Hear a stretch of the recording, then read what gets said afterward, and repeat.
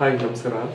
ಎಲ್ರಿಗೂ ಕರೋಕೆ ಸಾಂಗ್ಗೆ ನಮ್ಮದೇ own lyrics ಬರೆದು ಅದನ್ನು ಹಾಡಬೇಕು ಅಂತ ಆಸೆ ಇರುತ್ತೆ. ಸೊ ಆಮೇಲೆ ಸಿನಿಮಾ ಹಾಡುಗಳು ಹೇಗೆ ಬರೀಬೇಕು ಅನ್ನೋದು ಒಂದು ಕ್ಯೂರಿಯಾಸಿಟಿ ಇರುತ್ತೆ. ಅವ್ರು ಟ್ಯೂನ್ ಹೆಂಗೆ ಕೊಡ್ತಾರೆ, ಅದಕ್ಕೆ ಪಿಚ್ಚಿಗೆ ಮೀಟರ್ಗೆ ಹೆಂಗೆ ಮ್ಯಾಚ್ ಮಾಡಬೇಕು, ಇದ್ರ ಬಗ್ಗೆ ಕ್ಯೂರಿಯಾಸಿಟಿ ಇರುತ್ತೆ. ಇದ್ರ ಬಗ್ಗೆ ಇವತ್ತು ವಿಡಿಯೋ ಮಾಡ್ತಾ ಇದ್ದೀನಿ.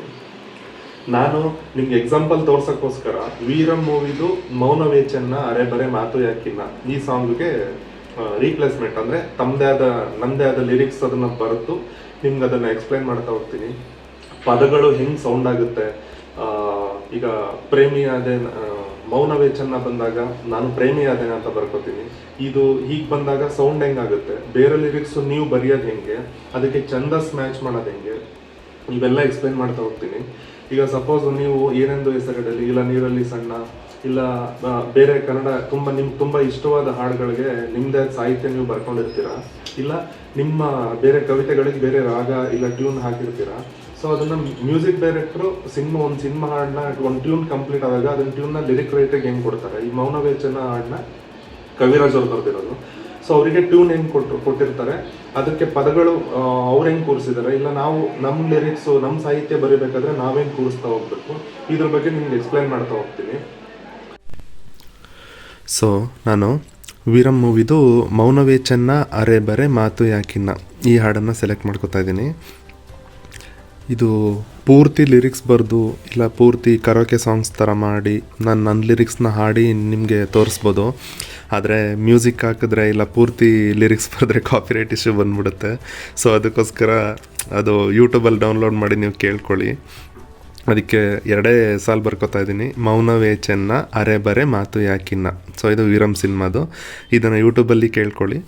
ನೆಕ್ಸ್ಟ್ ಇದು ನನ್ನ ಲಿರಿಕ್ಸು, ನಾನು ಬರೆದಿರೋ ಸಾಹಿತ್ಯ. ಇದು ಪಲ್ಲವಿ, ಇದು ಚರಣ.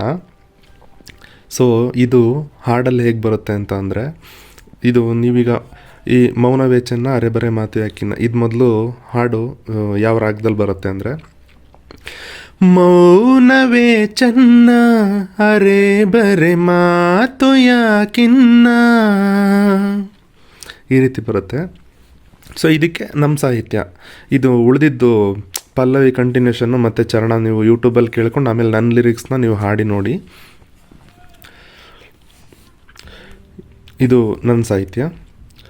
ಪ್ರೇಮಿಯಾದೇನ ಪ್ರೀತಿಯಲ್ಲಿ ತೇಲಿ ಹೋದೇನ, ಲೂಟಿಯಾದೇನ ನಿನ್ನಿಂದಲೇ ನಿಂಗು ಹೀಗೇನ, ಈ ಒಲವೇ ಜೇನ ಆಹೂ ನೀನ, ಪ್ರೀತಿ ಎಂದರೆ ಇದುವೇನ, ಪ್ರೇಮಿಯಾದೇನ ಪ್ರೀತಿಯಲ್ಲಿ ತೇಲಿ ಹೋದೇನ, ಲೂಟಿಯಾದೇನ ನಿನ್ನಿಂದಲೇ ನಿಂಗು ಹೀಗೇನ. ಸೊ ಇದು ಪಲ್ಲವಿ. ನೆಕ್ಸ್ಟ್ ಚರಣ. ನೀನೇ ಪ್ರೇಮ ದೇವತೇನ ಜೊತೆಗೆ ಶುರು ಪಯಣ, ಒಲವ ಜಗದ ತಾಯಿ ನೀನ ನನಗೆ ಮರುಜನನ, ಕನಸಲಿ ಬರಿಯೇ ಕಾಂಗೀನ ಈ ದಿನ ನಿನ್ನ ಆಗಮನ, ಪ್ರೇಮ ಮಂತ್ರವನ್ನು ಜಪಿಸೋಣ, ಪ್ರೇಮಿಯಾದೇನ ಪ್ರೀತಿಯಲ್ಲಿ ತೇಲಿ ಹೋದೇನ,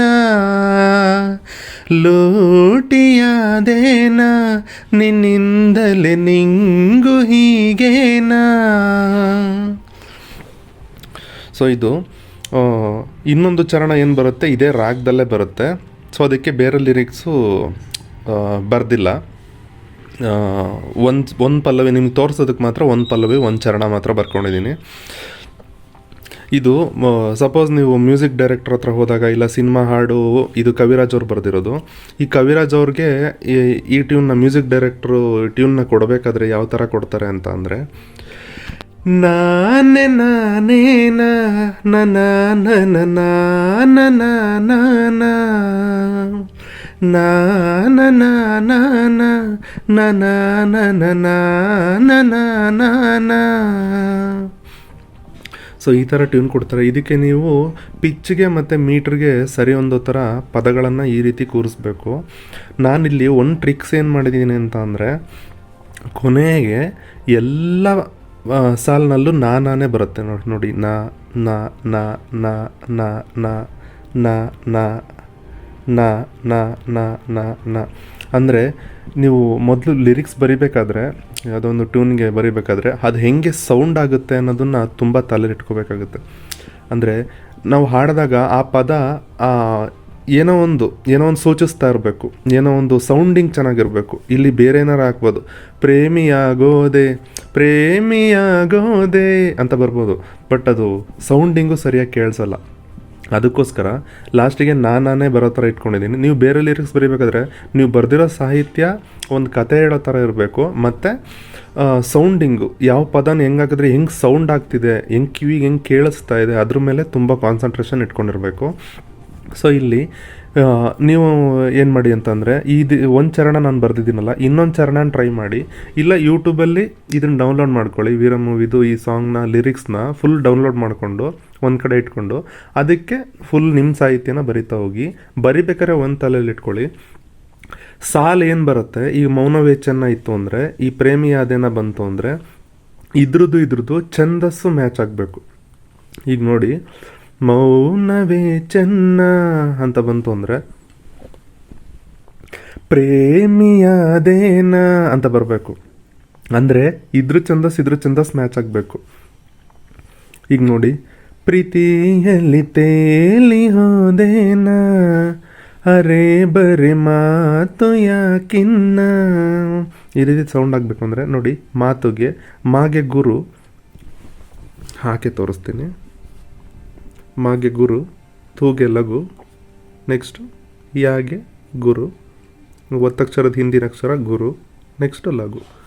ಎಷ್ಟು ಬಂತು? 3 ಬಂತು. ನೆಕ್ಸ್ಟು 2 2 4 1 5 ಬಂತು. ಇಲ್ಲಿ ನಮ್ಗೆ ಎಷ್ಟು ಬರುತ್ತೆ ನೋಡೋಣ. ನೋಡಿ, ತೇಗೆ ಗುರು, ನೆಕ್ಸ್ಟ್ ಲಘು, ಹೋಗೆ ಗುರು, ದೇಗೆ ಲಘು, ನೆಕ್ಸ್ಟ್ ನಾಗೆ ಗುರು.